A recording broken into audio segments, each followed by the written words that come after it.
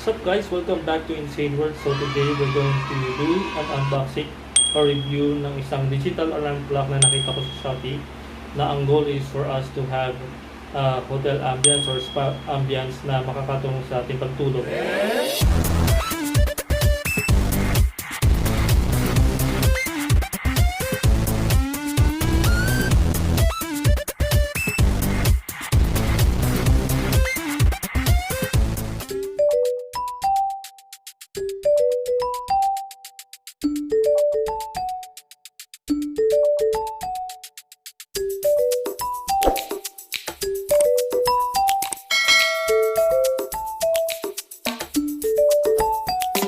Going to be a very good holiday gift this by the end of the year 2020. So naisip ko bigla, bili lang kaya tayo nung yung kahit simple lang na digital clock, pero not only just an ordinary digital clock, but at the same time sana baka merong si Shopee or si Lazada ng pwede rin siyang maging music player, alarm clock din at the same time.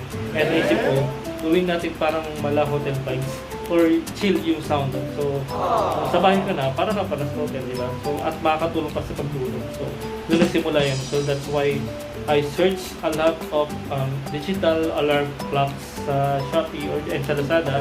And itong napili ko na i-review natin today, yun yung sa tingin ko na pinaka pwede kong i-recommend sa inyo. Kasi number one, it's very cheap. Number two, na doon lahat ng in-expect ko sa isang alarm clock.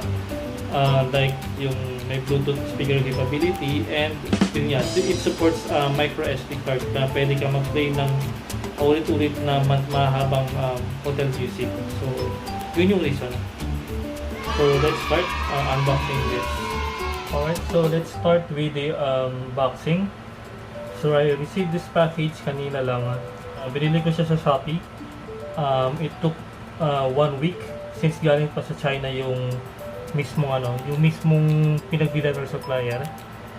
So, apat na piraso yung binili kong digital alarm clock na may MP3 capability or that supports TF card or SD card.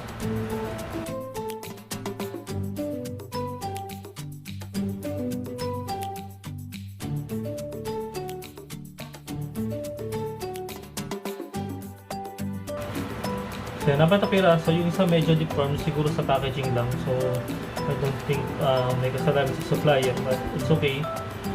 Yung other naman, others, iba naman okay naman yung pagkakano package. So, piliin ko lang muna yung deformed.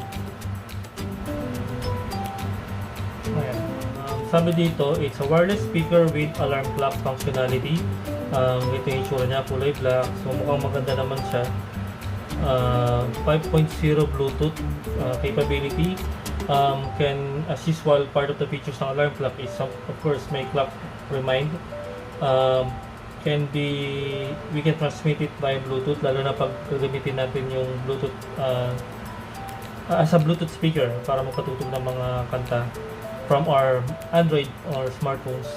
Anyway, so let's see. Okay, so plain white box. Okay, so here's the actual device, and then hindi pala nakapunta. Here's the actual device, and then meron tayong USB charger for the device, and then meron siyang certification of qualification. So it says here na tested products are qualified to leave the factory. So wala naman ang description na nakasulat. So let's see kung tayo mismo magte-test. And then of course may kasamang manual, time alarm, Bluetooth smart speaker. So let's make sure guys na na kabisaduhin natin yung steps, kasi eventually pag gagamitin na natin yung alarm clock, usually wala yung manual. So I think user-friendly naman yung manual. Medyo marami lang siyang instructions at parang paulit-ulit yung instructions, but makakabisado din natin ito, lalo na't araw-araw natin ito gagamitin para kung matutulog tayo. at yung gigising at pang chill. Okay, so balik ko lang muna yung manual, yung dito, ito yung USB. Kasi meron na akong marami na akong sangkatero pang charger ng pang Android. So pwede din siya sa Android cable. Kaya natin mismo yung device.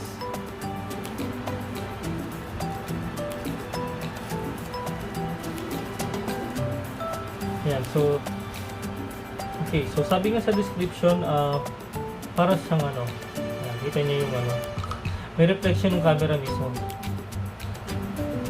Yan. So mirror type siya, and then mamaya makikita niyo dito yung yung mismong time. Meron siyang buttons, naman siya, pressable. So I think yung first two buttons, alarm clock number 1, alarm clock number 2. So dito natin siya i-define kung ano yung gusto nating i-modify. Kasi yun nga, dalawang alarm times na pwede nating iset dito sa digital clock natin.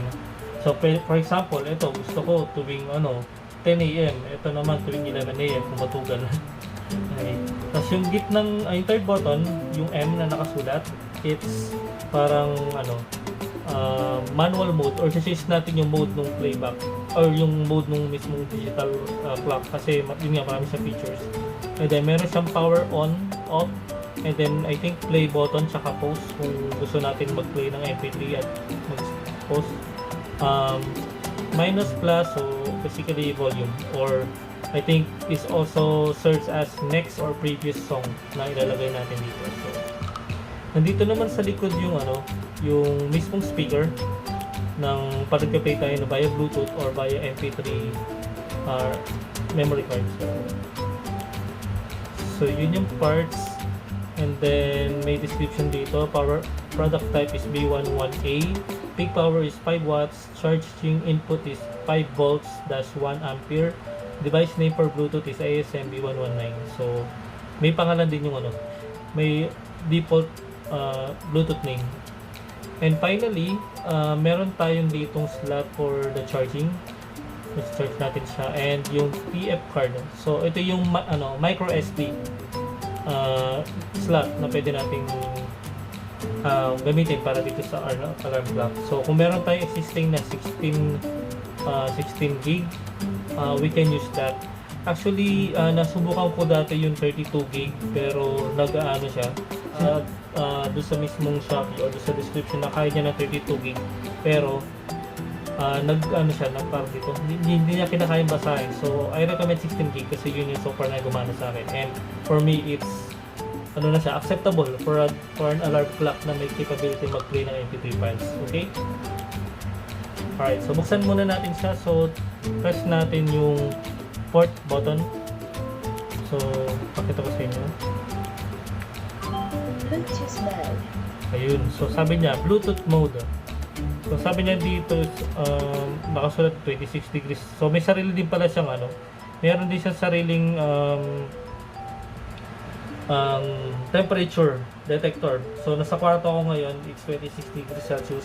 Nakabukas yung aircon, so medyo malamig. Tapos ano pa ba? So nag-change siya ng pusa. Mukhang mali pa yung time, 8:18 pa yung nakasulat dito. So i-change natin siya. And then yeah, pabalik-balik lang siya ng So di ba kanina sabi niya Bluetooth mode. So press ko tong letter M para mag-change yung mode. Lock mode. Lock mode, meaning parang lang siya.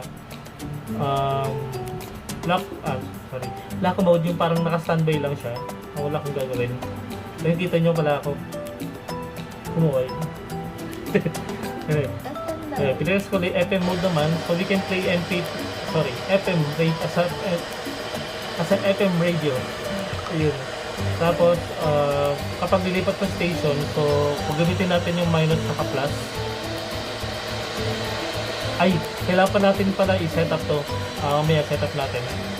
Red Miss World. Hindi ko masyado na-gets yun. Sabi niya, Red Miss World. Hindi ko maintindihan. Hindi ko lang sure. Baka siguro back to default yun. Bluetooth mode. Press ko ulit yung M. Bumalik siya sa Bluetooth mode. Lock mode. Tapos lock mode. FM mode. FM mode. Red Miss World. Ret Miss World. Anyway, mamaya tatry natin yung MP3 as last part ng ating session. Okay, so try natin yung Bluetooth.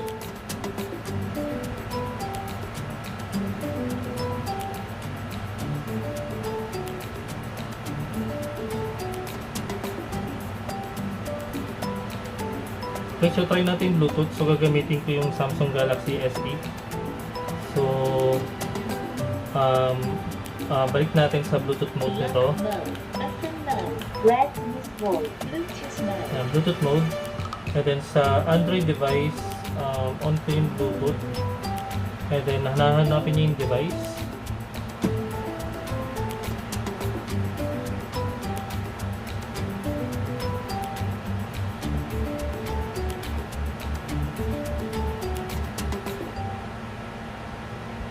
So kung makikita niyo.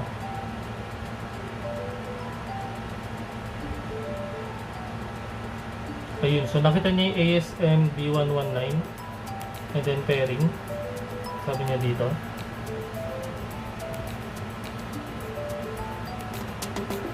Ayaw niya mag-connect. Ayun na, so sabi niya dito, pair with ASM B119. Okay. Bluetooth has been connected. Ayun, Bluetooth has been connected, yun yung sabi niya. Okay, so let's try playing. Ito na lang, play natin. Baka makapiright tayo. Ay, mahina. Isa natin ha. Ito yung volume up, volume down. May maximum niya 31.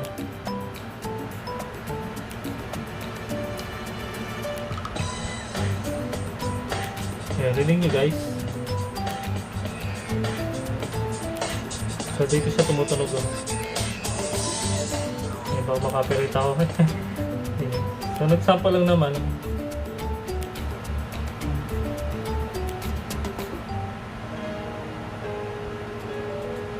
Mukhang okay naman siya. Hindi ko naman gagamitin itong digital clock para kailangan malakas yung sound. So it's okay na medyo mahina siya ng konti. Kasi ang purpose naman talaga ko dito is yung tipong alarm clock, pampatulog. So ang goal ko naman talaga is mga hotel music yung ipo-play dito na patuloy dire-diretso or mga hotel or spa vibes.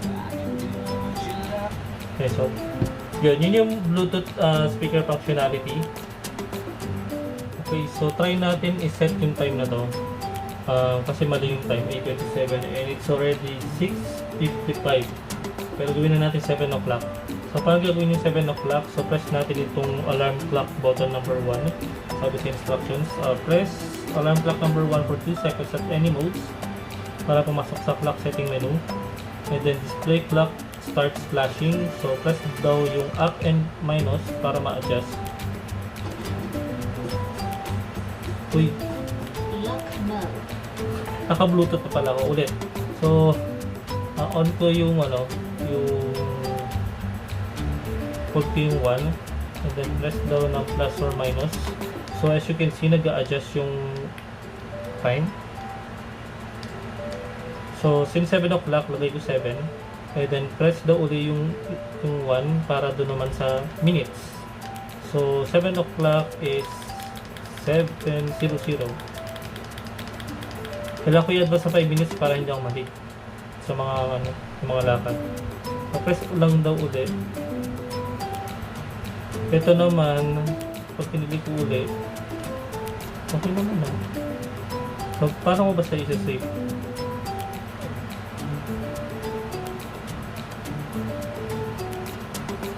And then long seconds lang daw to save. And then nag-auto save pala siya, guys. Kaya 7 o'clock na yung setting niya. So kahit palit-palit ako ng modes. Open mode. Red Bluetooth mode. Ayan. Lock mode. Ayan, 7 o'clock na talaga siya. Okay, so that's how we set the time. Okay, so set naman natin yung alarm.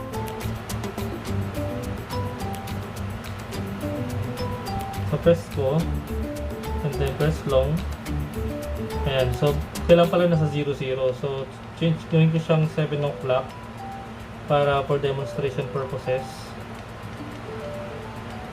Ayan, tapos click ko. Tapos mamimili ka ng klaseng music. And then long seconds to save the settings. Ayan, so na-save na siya. So today is, ba to? 27 degrees. So today is, at the time is 7:01 PM. And then ang alarm clock ko is 7:05 PM. So wait tayo ng 4 minutes para makita nyo guys.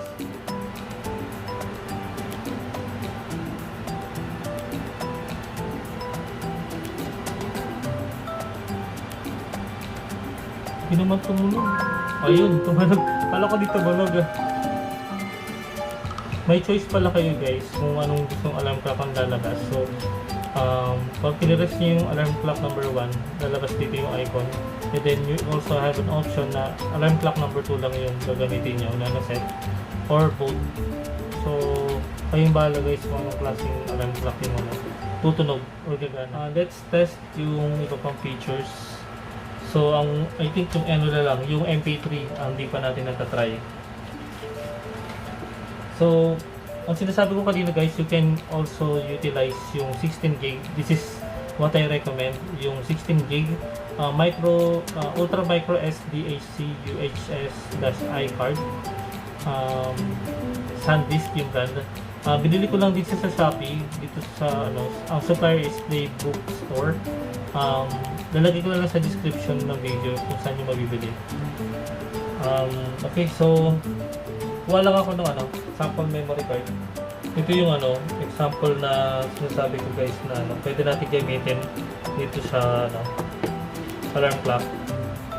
Itong ultra micro SD AC UHS-I card, 16 gig siya. 16 gig siya kasi actually I tried before 32 gig dito sa alarm clock and hindi siya nag-work unfortunately. So ito yung next lower space, so lower SD card na mag-work dito sa alarm clock, and it's okay for me since lang naman nalagay natin dito is yung mga hotel music or yung nakaka-chill talaga na music na nakakatulong sa pangtulog. So and kaya nagkaroon tayo ng vlog na ganito para i-share to you guys kung ano yung maganda yung i-recommend as our best gift this holidays kasi nakakatulong talaga sa atin at lahat naman gusto matulog na may hiting. Okay, so lagyan ko lang siya ng music and then kakabit ko siya dito. Wait ko na ako guys. Transfer ako yung 16 gig na sinasabi ko kanina. So I have here downloaded MP3 files galing sa YouTube. So puro mga malalaking file siya kasi as in kinuha ko yung mga matatagal na music and mga jazz, hotel, editing na makita nyo sa YouTube. Basta ang keywords sa YouTube ay hotel music or spa music, makikita nyo na siya and then pwede nyo siyang i-download. Hanap lang kayo ng website sa Google na kaya mag-download as MP3 dun sa via YouTube. Okay? Alright guys, so we're back. So na-transfer ko na yung mga kanta dito sa memory card, yung mga na-download ko sa sa YouTube na mga hotel music, spa music or any nakaka-chill na music. So paano siya ipasok? So ganito lang ang niya, front facing yung mismong data, basta na yung mismong harap yung label nasa likod siya. Hindi ko describe. So pagpasok mo,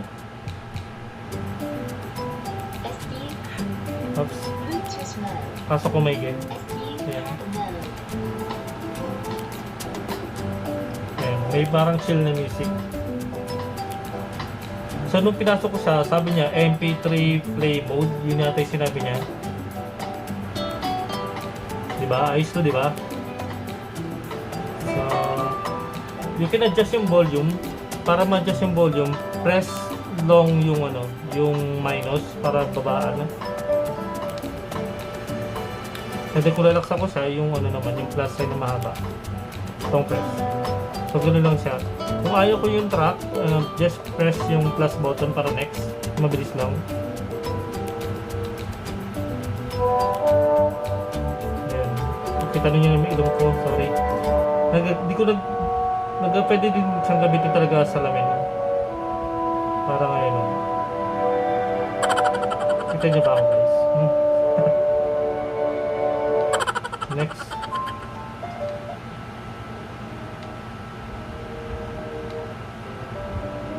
Diba guys, diba? Ay, maganda to ah. Pwede kumakatulog na ako dito. Okay, try natin ah.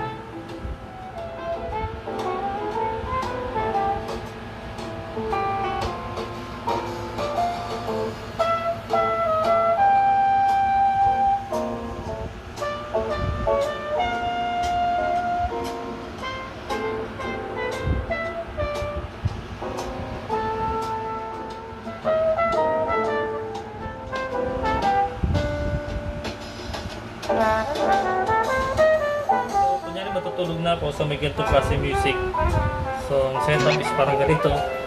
Umiga, nag-demonstration ng pagtulog kasama ng alarm clock. So, yeah.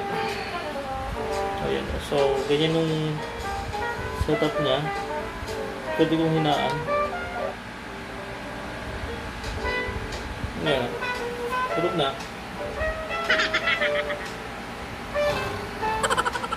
Ayun. Ibig ko makatulog. Yun lang guys. Nag-acting pa. So, thank you guys for watching. So, I highly recommend this product. Yung dami niyang features. So, number 1, kitang-kita yung mirror. Ayan. Mirror, merong alarm clock number 1, alarm clock number 2, different modes, playback music ng MP3 using an SD card. So, 16 gig yung pinaka-mababang or pinaka-maximum na pwede natin gamitin. And yun nga, ang purpose ko is may hotel music vibes sa pagtulog natin and sa bahay. It could be any purpose. And I also recommend this guys na maging special gift sa inyong mga loved ones. Family nyo, relative, or best friend, or something. Someone pala. Hey guys, thank you for watching. Bye!